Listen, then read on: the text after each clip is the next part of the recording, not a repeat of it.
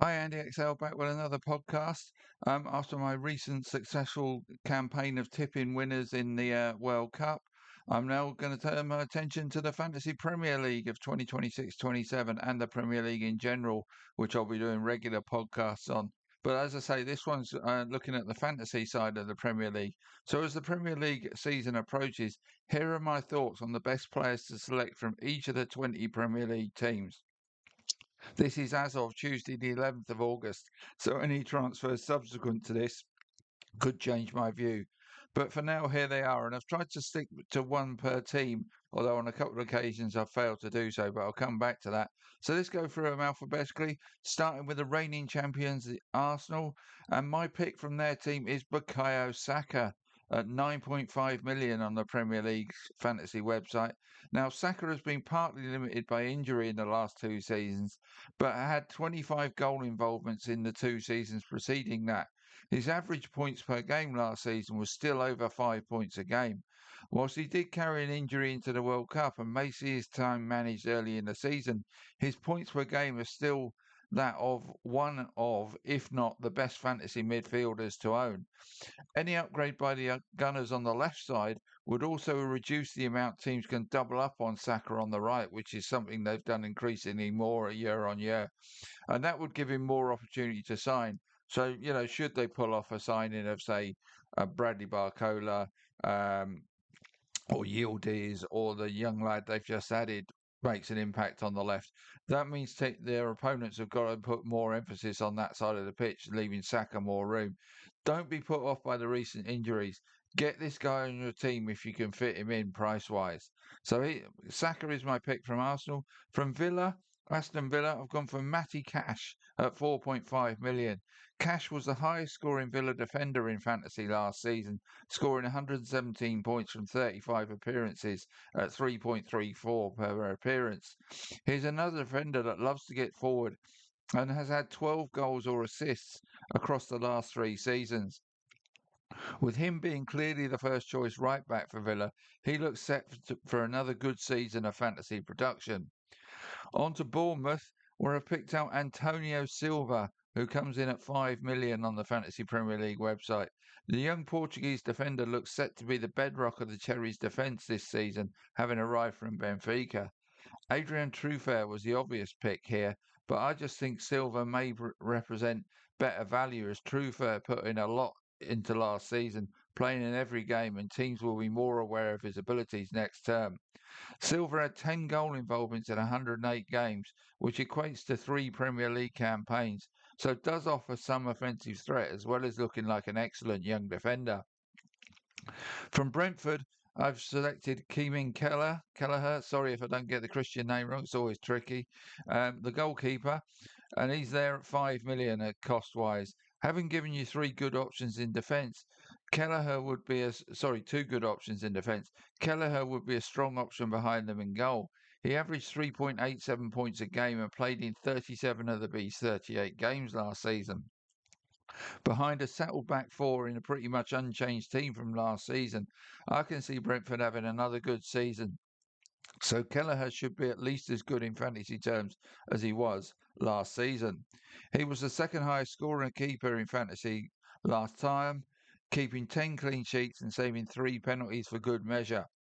On to Brighton, where I've gone defensive again, or goalkeeper again, in Bart Verbruggen, 4.5 million.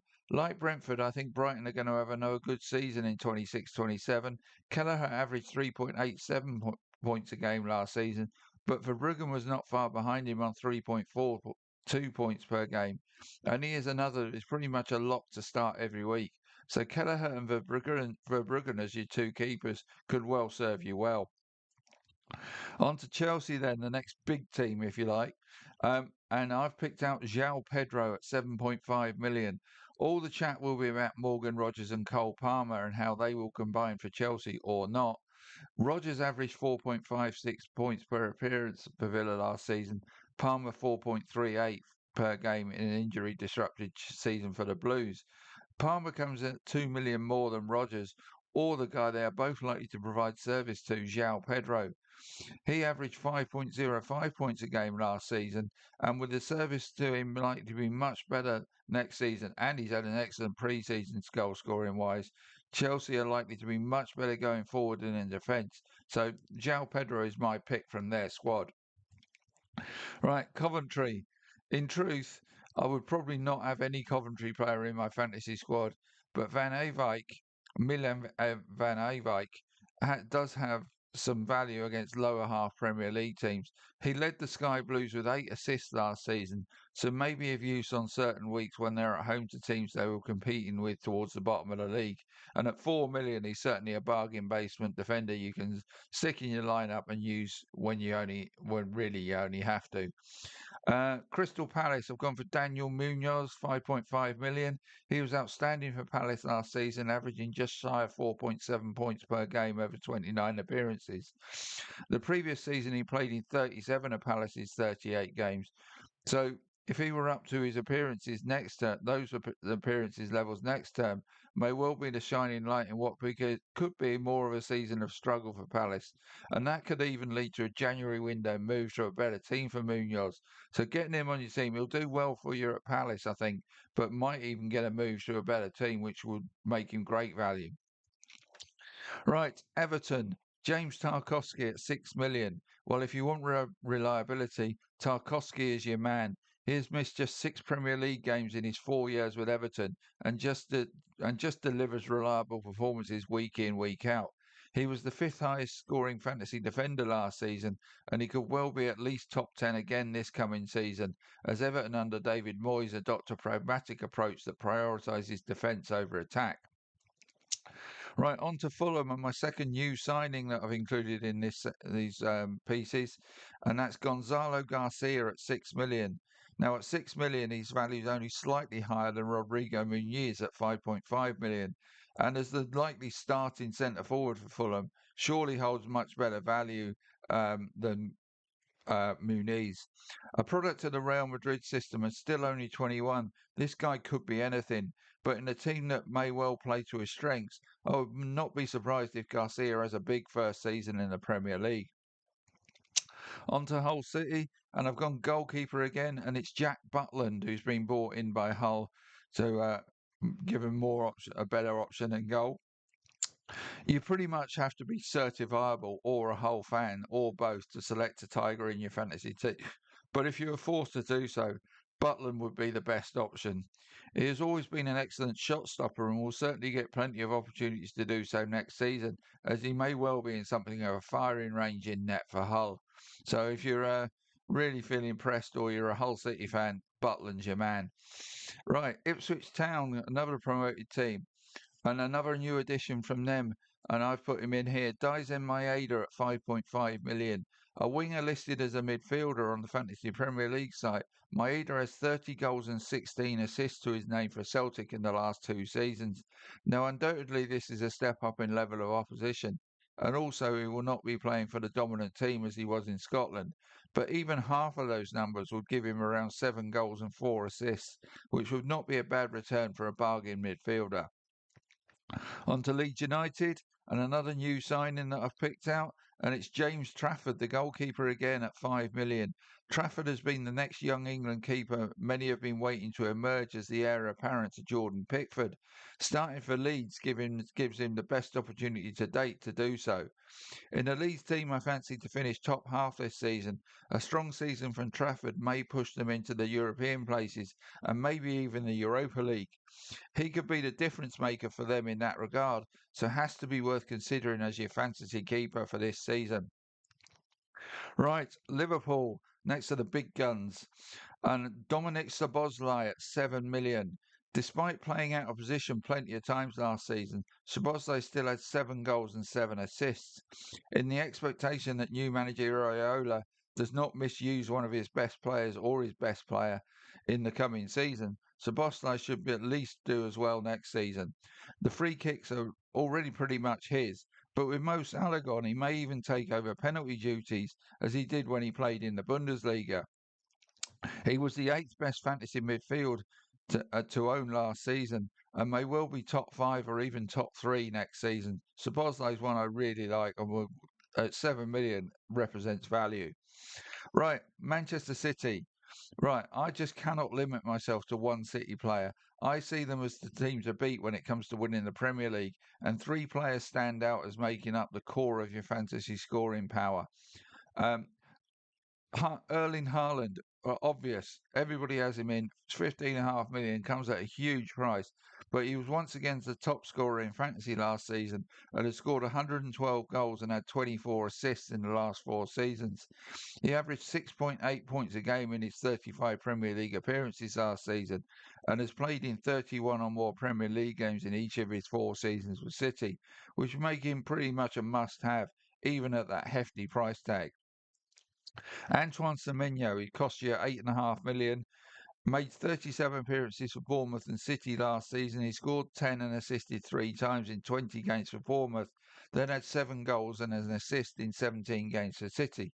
Admittedly, he was far more productive for Bournemouth than for City, but even if you doubled his City output from last season, he would end up with 14 goals and a couple of assists in 34 games. So he would still be one of the best midfielders to have, and at not too prohibitive a cost either. Right, Mark Gahey is the third one, 6 million, who, like Semenyo, split time between two teams last season, making 20 appearances for Palace before playing 15 times for Man City. He ended the season as the second highest scoring defender behind Gabriel of Arsenal, who will cost you 2 million more. And playing a full season rather than half a season for Man City may raise his scoring level to even higher levels.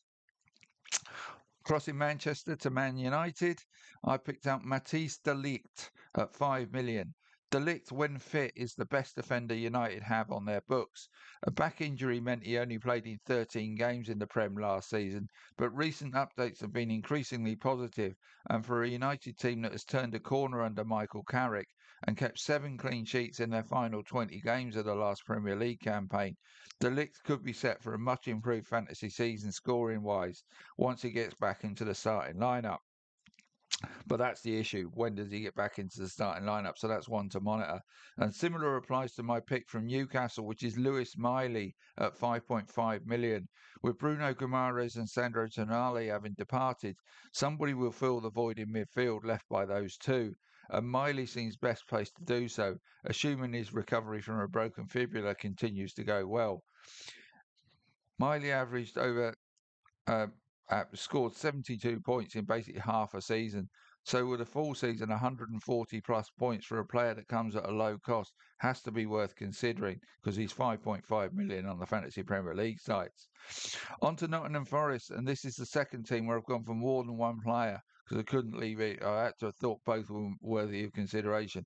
Morgan Gibbs-White at 8 million and Chris Wood at 6 million. Gibbs-White was tremendous last season and for me was the unluckiest of any player not to make the England World Cup squad. In the last four seasons, he has had 13, 15, 15 and 19 goal involvements respectively. So he's consistently delivered for the last four seasons, and I expect him to be in at least the 14 to 16 goal involvement area again next season. Moving on to Chris Wood, he scored 14 goals and then 20 goals in the 2 seasons prior to the last one, which was decimated by injury. Anywhere from 15 upwards makes him a top 10 goal scorer again, and at just 6 million has to be potential value. Sunderland, I've gone for Nordi Makelele at 5.5 million. The Sunderland team presented loads of value in fantasy terms last season, but Mukalele, I should say, may have been the best value of them all. He averaged 4.71 points a game last season. Many may expect a second season drop off from Sunderland, but I do not. So for me, Mukalele can repeat his strong scoring of last season for a relatively low cost. Finally, Tottenham, where are plenty of new players to choose from there, but I've gone for Marcus Senesi, a defender at 6.6 million. When playing for Bournemouth, Senesi was the joint third highest scoring fantasy defender last season. I think Tottenham will bounce back to reach the kind of levels Bournemouth did to finish sixth in the Premier League last season. As a result, Senesi may well be one of the best defenders to have once again. but not at a prohibitive cost.